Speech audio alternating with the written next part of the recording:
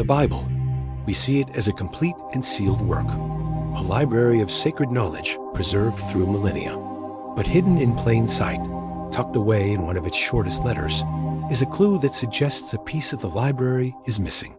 The clue is in the New Testament, in the Epistle of Jude.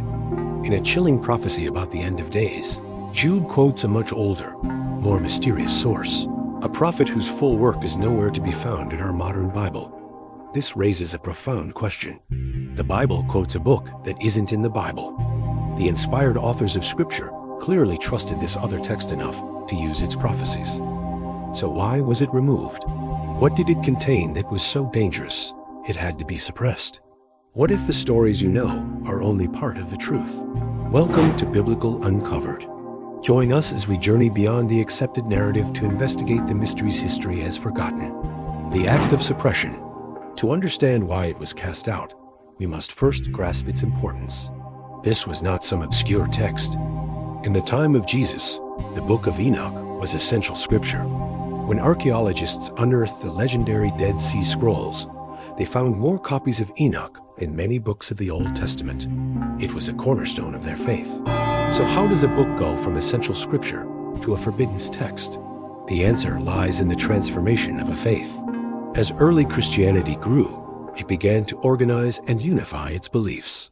A process of canonization began, and at the 4th century Council of Laodicea, a decision was made. Enoch's visions were deemed too radical, too dangerous for the new unified church. With the scratch of a quill, it was officially cast out and for centuries, almost entirely lost. The apocalyptic promise. By casting the book out, the church only made it more mysterious. So what secrets did this forbidden book contain? It makes 3 explosive claims that redefine our understanding of the cosmic order. First, it tells the original story of pride and rebellion, detailing the crime of the Watchers, an elite order of angels who abandoned their sacred duty for a forbidden desire, setting in motion a global catastrophe. Second, it reveals the terrifying consequence of their sin, the birth of a monstrous new race, the Nephilim. These giants, born of an unholy union, possessed a violent, insatiable hunger that corrupted the earth and made the Great Flood a divine necessity. And finally, the book lays out a prophetic roadmap, a terrifyingly specific vision of the end times, detailing the final judgment, the players involved, and the ultimate fate of the damned, the fallen, the giants, and the final judgment. These are the secrets of Enoch. And now we unlock them. The cosmic crime. The story begins in the heavens.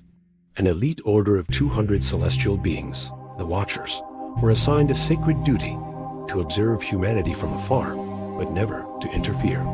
They were guardians of a divine law, separating the celestial from the terrestrial. But from their perch in the high heavens, vigilance curdled into obsession. A forbidden desire for the daughters of men consumed them. A pact was sworn. They abandoned their posts in an act of cosmic treason, descending together upon Mount Hermon. There, they committed their first great transgression, taking human wives and tearing a hole in the fabric of creation, forever blurring the line between the divine and the mortal. The Nephilim and forbidden knowledge. This unholy union had 2 devastating consequences. The first was a corruption of blood. From it, a new race was born, the Nephilim. Enoch describes them as giants of immense power, but their true horror was their insatiable hunger. They consumed everything. When the earth could no longer sustain them, they turned on the animals and on humanity, and finally on each other, devouring one another's flesh. The second consequence was a corruption of the mind. The Watchers taught humanity forbidden knowledge. They revealed the art of metalworking for forging weapons, not tools. They taught cosmology to spark vanity and instructed mankind in sorcery and astrology, turning them away from God. This poison of the soul accelerated humanity's fall into chaos. The earth was now broken, populated by monsters, and armed with knowledge that would ensure its own destruction.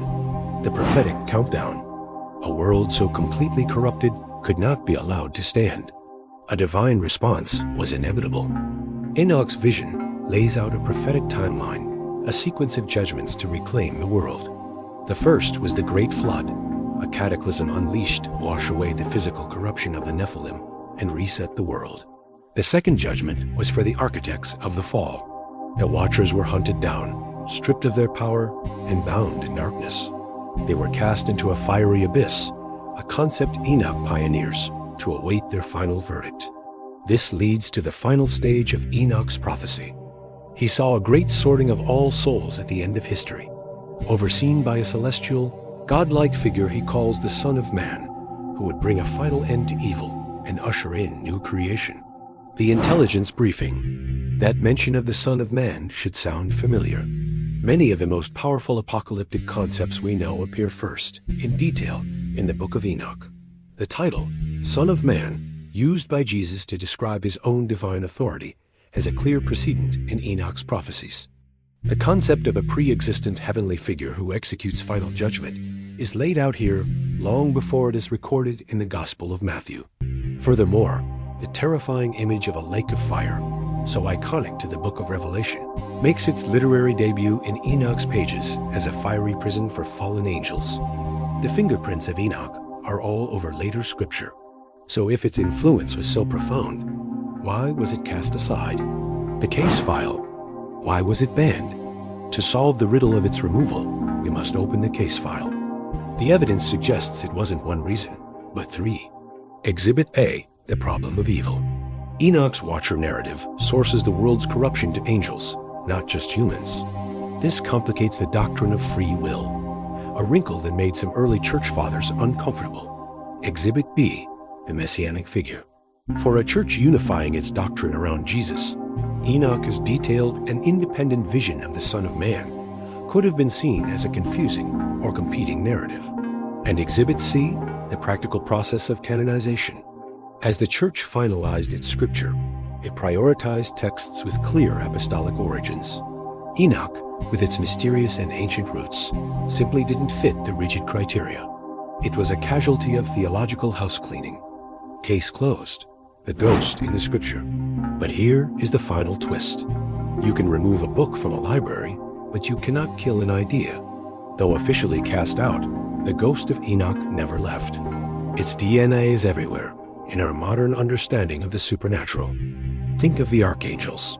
Names like Uriel and Raphael are not major players in the canonical Bible, but are introduced and given their famous roles in the Book of Enoch.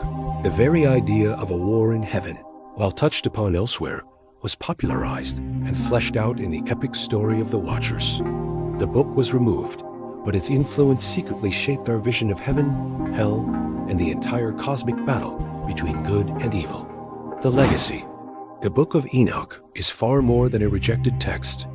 It is a key that unlocks a wilder, more complex understanding of the ancient world that produced the Bible. It proves our mythological DNA is woven from countless threads, some intentionally hidden from view. To read Enoch is to read a foundational chapter of our history that was almost lost. This is what we do at Biblical Uncovered. We search for the stories that have been forgotten or suppressed. We investigate the lost books and forbidden secrets lying in the shadows of history. So if you want to continue this journey with us, to keep digging into the mysteries of the past, subscribe now and click the notification bell. You won't want to miss the next investigation.